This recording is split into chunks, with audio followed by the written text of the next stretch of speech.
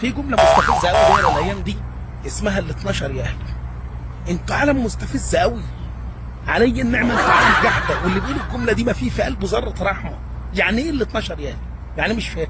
انت قلت التسعه اهلي وخدتها، ال10 يا اهلي وخدتها، ال11 يا اهلي وخدتها، ال12 يا اهلي. لا وقف عندك بقى. في فريق اسمه الزمالك وحبيبك قلبك. الزمالك قادم والسنه الجايه وهتشوف. نعدي احنا بس دار المجموعات، قول يا رب، وان شاء الله تشوف فرقه ثانيه وتشوف دنيا ثانيه. ال 12 دي على جثتنا. لا اذا كانت انديه شمال افريقيا كلها مش مكحله عينك، لا احنا موجودين والزمالك موجود، هيوقفك عند حدك. لكن تقعد تقول لي ال 12 ايه؟ انت لحقت تحتفل بال 11؟ ده 11 واخدها اول امبارح بالليل، ده ما لحقتش باتت. ده انت لو عامل كيكه ما كانتش لحقت تهبط. ده انت عشان تمسك الكاس محتاج تمسكه في فوط عشان ما تتلسعش، لسه سخن طازه. هي سلوب بطاطس؟ هو انت لوحدك اللي موجود في القاره؟ هو انت لوحدك اللي موجود في المجره؟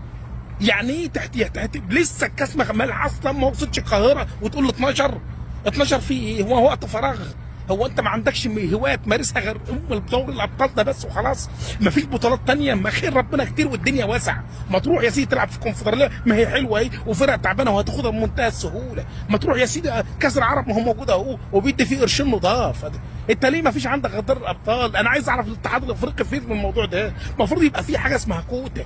الكوتا ديت تتوزع بنسب. يعني المفروض ان الاهلي دلوقتي يستبعد من البطوله دي لمده 7 سنين عشان خاطر اقرب منافس ليه يحصله. على الاقل لما يبقى الناس تقول عينه بره ان في فرق ما بين الاول والثاني بطولتين، ماشي مبلوعه، لكن ما يبقاش الاهلي واخدها 11 واقرب واحد فيه 5. احنا واخدينها 5 مرات، احنا حتى مش نص الاهلي، احنا محتاجين كمان نص بطوله عشان نبقى نص الاهلي بالظبط. يعني جمعوا لنا جميع يعني كل انجازاتنا في ال 20 سنه دي عشان خاطر ابقى 5 ونص، وساعتها كده ابقى نص الاهلي بالظبط. قال لا، ما هي فرح، هي حنه شيماء. انا عايز، هو انتوا ما بتقنعوش؟ هو ما فيش قناعه ابدا يا حبيبي؟ القناعه كنز لا يفنى والطمع يقل ما جمع.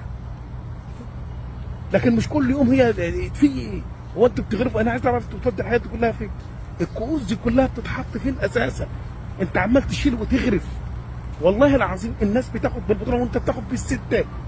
تشيل شكاير، شيل شيل شيل شيل، وتخزن فين انا مش عارف. ابطال دار عمال تشيل، ابطال كاس عمال تشيل، سوبر عمال تشيل، دوري بتشيل، كاس عالم تشيل فيه، شيل فيه. احتكار؟